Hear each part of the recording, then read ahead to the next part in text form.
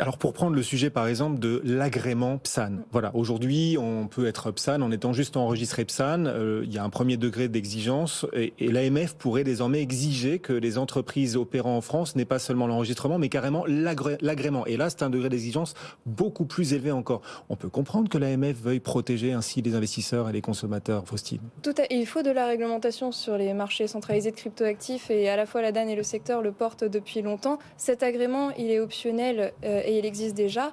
Et contrairement à beaucoup de désinformation qui est faite par certains élus, il y a des entreprises qui demandent l'agrément depuis des mois, voire des années, mais qui n'arrivent pas à l'obtenir. Parce que le premier problème, et c'est pour ça que ce serait contre-productif que l'agrément devienne obligatoire demain, c'est qu'il y a des obstacles à cette obtention d'agrément. Et c'est pour ça qu'aujourd'hui, malgré des demandes en cours, des procédures en cours de PSAN sur cet agrément, ils n'aboutissent pas. Parce qu'il n'y a pas suffisamment de monde à l'AMF pour auditer les entreprises et donc valider l'agrément, c'est ça l'histoire? Alors même avant ça, il y a des demandes, des conditions à l'obtention de l'agrément. Par exemple, avoir une assurance responsabilité civile professionnelle. Ça n'existe pas et donc les PSAN ne peuvent pas en trouver. Et c'est une condition à l'obtention de l'agrément. Ah oui, c'est le serpent qui se mord la queue, là. Voilà, il y a une série de conditions comme ça qui sont aujourd'hui très difficiles à obtenir. Et c'est pour ça que demain, rendre l'agrément obligatoire, ce sera juste empêcher ces entreprises françaises qui sont aujourd'hui enregistrées, qui demain voudront s'agréer, les empêcher d'exercer. Parce que les acteurs qui ne sont pas enregistrés aujourd'hui et qu'on ne sanctionne pas, ils vont pas plus s'agréer demain.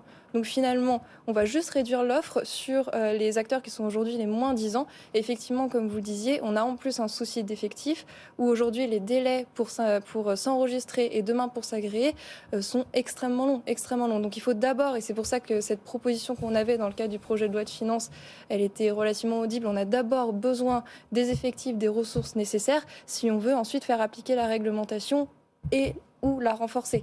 Mais donc, si l'agrément obligatoire n'est aujourd'hui pas la solution, nous, on a d'autres propositions qui seraient beaucoup plus pragmatiques, notamment en vue de préparer les entreprises à la réglementation MiCA, puisque c'est ça dont il s'agit, renforcer la protection de l'investisseur et la lutte contre les abus de marché, parce que la réglementation MiCA arrive.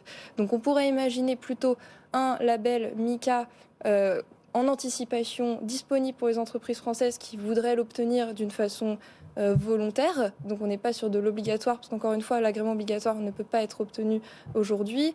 En face de ce label, valoriser, parce que c'est ça qui n'est pas fait aujourd'hui, valoriser les entreprises qui, par ce label, justifient de conditions de sécurité, de protection de l'investisseur, des garanties additionnel et donc orienter le public vers ces acteurs-là dans l'attente de la mise en place de la réglementation européenne.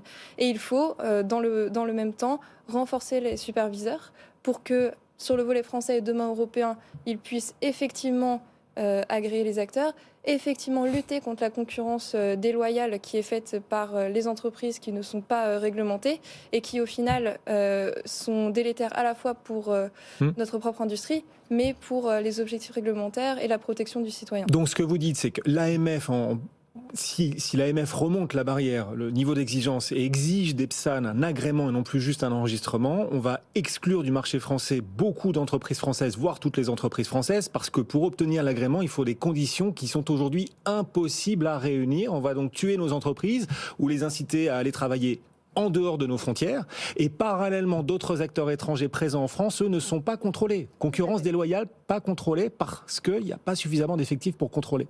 Donc il faut faire les choses dans l'ordre. Il faut d'abord résoudre ces freins à l'obtention de l'agrément, mais aussi les freins au développement d'un secteur français-européen compétitif et qui est capable de concurrencer les grands champions qui ne sont pas chez nous. Donc lever ces freins et renforcer la supervision.